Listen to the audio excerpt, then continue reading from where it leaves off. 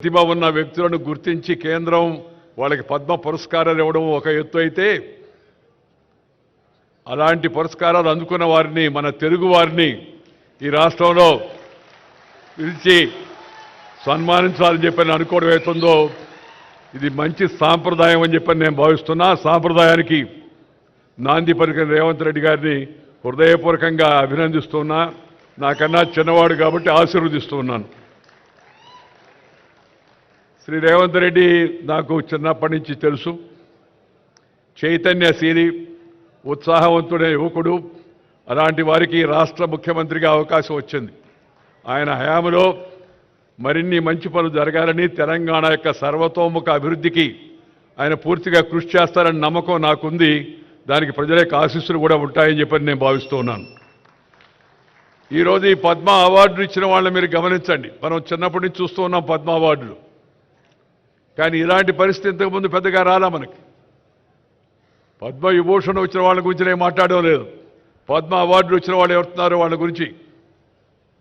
ఎందుకంటే మట్టిలో మాణిక్యాలను ఆ వాసన పట్టి గుర్తించి బయటకు తీసినట్టుగా ఈ మహానుభావులను, మహా వ్యక్తులను కేంద్ర ప్రభుత్వం నరేంద్ర మోడీ గారు వారికి గుర్తించి పద్మ అవార్డులు ఇవ్వడం ఒక కొత్త సాంప్రదాయం. ఏంటంటే recognising the unrecognised, recognising the unrecognised. గుర్తింపు పొందని వ్యక్తులకు గుర్తింపునివ్వడం అనే కార్యక్రమం కింద ఈ మంచి సాంప్రదాయాన్ని చేపట్టారు. వారికి కూడా నేను శుభాకాంక్షలు అందజేస్తూ ఉన్నాను. నా తోటి మిత్రుడు, ప్రేమపాత్రుడు శ్రీ చిరంజీవి గారికి పద్మ విభూషణ్ లభించినందుకు నా సరసన నాకు ఎంతో సంతోషంగా ఉంది. ఎందుకంటే నేను ఎప్పుడు ఆయన నటనా సామర్థ్యాన్ని గురించి, ప్రతిభను గురించి చెప్తూ ఉంటాను. గతంలో కూడా చెప్పాను. మీ సౌకర్యార్థం మళ్ళా కూడా చెప్తూ ఉన్నాను. తెలుగు కళామ తల్లికి 2 కళ్ళు స్వర్గీయ నందమూరి తారక రామారావు గారు, అలాగే అక్కినేని నాగేశ్వరరావు గారు. తెలుగు కళామ తల్లికి 2 కళ్ళు స్వర్గీయ నందమూరి తారక రామారావు గారు, అక్కినేని నాగేశ్వరరావు గారు అయితే 3వ కన్ను శ్రీ చిరంజీవి గారని చెప్పని సందర్భంగా నేను మనం చేస్తా ఉన్నాను. ఈ విషయం నేను ఇవాళ చెప్పడం లేదు, ఆయనకు అవార్డు లభించింది కాబట్టి. చాలా కాలం కింద విజయవాడలో ఈ విషయాన్ని చెప్పాను. ఎందుకంటే ఆయనలో ఉన్న ప్రతిభను నేను గుర్తించాను కాబట్టి, నాకు నచ్చింది కాబట్టి, జనం మెచ్చింది కాబట్టి ఆ విషయాన్ని చెప్పడం జరిగింది.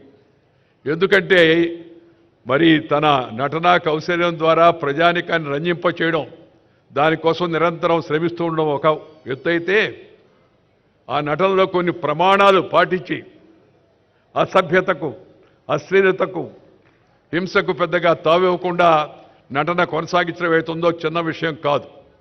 ఆ విషయంలో చిరంజీవి గారిని ఇతరులు కూడా ఆదర్శంగా తీసుకోవాల్సిన అవసరం ఎంతో ఉంది. రెండవది, మన యొక్క ప్రజా జీవనంలో ఉన్న వాళ్ళందరూ భారతీయ సంస్కృతిని పాటించి share and care is the core of Indian philosophy. ఆదికాలం నుంచి, వేదకాలం నుంచి, పుణ్యకాలం నుంచి, పురాణకాలం నుంచి మన పూర్వీకులు అనుభవించి, రంగరించి, మనకు మేళవించి, మనకు అందించిన వారసత్వం అవుతుందా భారతీయత.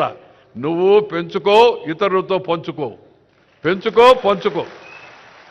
ఈ షేర్ అండ్ కేర్ అనేది మన పెద్దలు మనకు అందించినట్టు పెద్ద గొప్ప నానుడి. దాన్ని వారు జీవితంలో ఆచరిస్తూ పెద్ద నటుడుగా పేరు వచ్చినా, రాజకీయాల్లో అవకాశం వచ్చి పైకి వెళ్ళినా, మరి కింద జనానికి, సామాన్య జనానికి మేలు చేయాలనే ఉద్దేశంతో ఆ బ్లడ్ బ్యాంక్ కార్యక్రమాన్ని చేపట్టి దాన్ని కరోనా సమయం ఆ తర్వాత కూడా నిరంతరం కొనసాగించడం అవుతుందో ఇది చాలా చాలా అభినందించిన విషయం అని మీ అందరూ కూడా నేను మనం చేస్తున్నాను. అందుకని సహజంగా వారికి ఈ అవార్డు వచ్చిందని తెలిస్తే నాకు చాలా సంతోషం వేసింది. మిత్రులారా, నేను పెద్దగా ప్రసంగించాను, సమయం కూడా చాలా ఎక్కువైంది, కాలాతీతమైంది.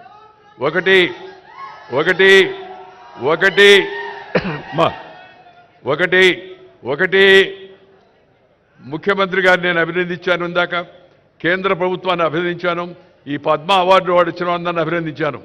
జీవితంలో పట్టుదల ఉంటే, కృషి ఉంటే ప్రతి ఒక్కరు కూడా ఉన్నత శిఖరాలకు చేరుకోవచ్చు అనేది ఈ అందరి యొక్క జీవితాల గురించి మనం కొత్త యువతరం, నవతరం తెలుసుకోవాల్సిన విషయాన్ని మీ అందరికి కూడా మనం చేస్తూ ఉన్నాను. కృషి, అందువల్ల ప్రతి ఒక్కరికి జీవితంలో క్రమశిక్షణ, సమయ పాలన, మాట తప్పకుండా ఉండడం, నీతి నిజాయితీ ఇతరులతో తనకు వచ్చిన దాన్ని పంచుకోవడం అవుతుందో అలవాటు చేసుకుంటే తప్పనిసరిగా జీవితంలో యువతరం కూడా పైకి వస్తారని చెప్పని నేను ఈ సభలో ఉన్న యువకులకే కాకుండా రాష్ట్రంలో ఉన్న యువకులందరికీ కూడా నేను ఈ సందర్భంగానే మనవి చేస్తా ఉన్నాను. అలాంటి అవకాశం వస్తుందంటే ప్రయత్నం చేస్తే వస్తుంది. మనం ఇష్టపడిన పనిని కష్టపడి చేస్తే నష్టపడేది లేదు అనేది నా యొక్క భావన. ఇష్టపడిన పనిని కష్టపడి చేస్తే నష్టపడేది లేదని.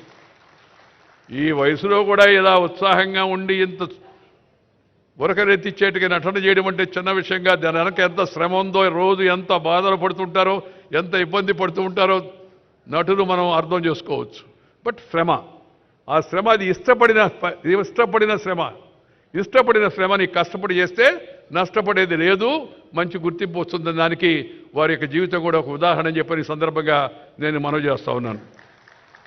ప్రజా జీవనంలో ఉన్న వ్యక్తులు కొన్ని విలువలు పాటించాలా. ఇందాక వారు చెప్పారు కదా, సాంప్రదాయాలు పాటించాలా.